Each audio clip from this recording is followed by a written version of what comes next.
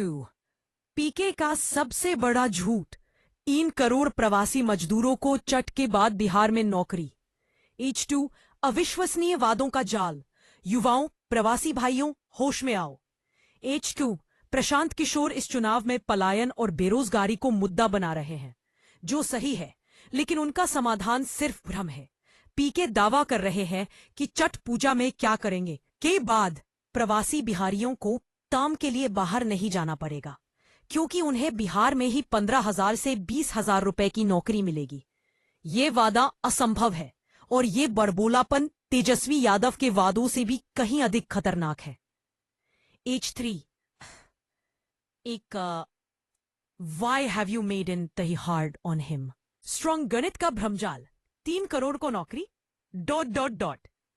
असंभव का वादा। बिहार में लगभग 3 करोड़ प्रवासी मजदूर है। पीके कह रहे कि जन सुराज सत्ता में आते ही इन सभी को कुछ ही महीनों में स्थानीय स्तर पर नौकरी दे देगा ...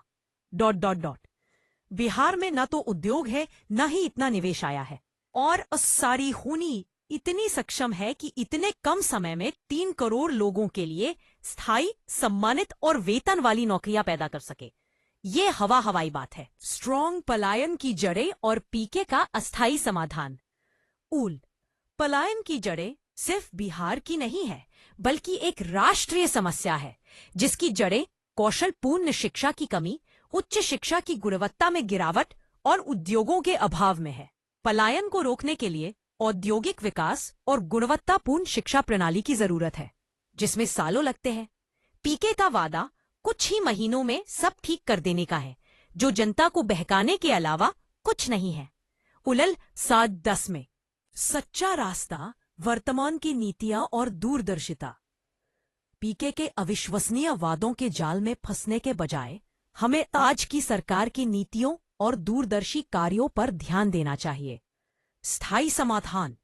जब तक औद्योगिक निवेश को सुरक्षा और प्रोत्साहन नहीं मिलेगा, काफी शिक्षा, क्वालिटी एजुकेशन नहीं मिलेगी और बुनियादी ढांच पर काम नहीं होगा, तब तक पलायन नहीं रुकेगा।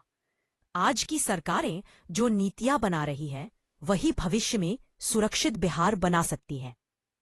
बाकी अन्य बनबन में नहीं काम करेगी। ना भूलें कि बेरोजगारी पूरे देश की समस्या है।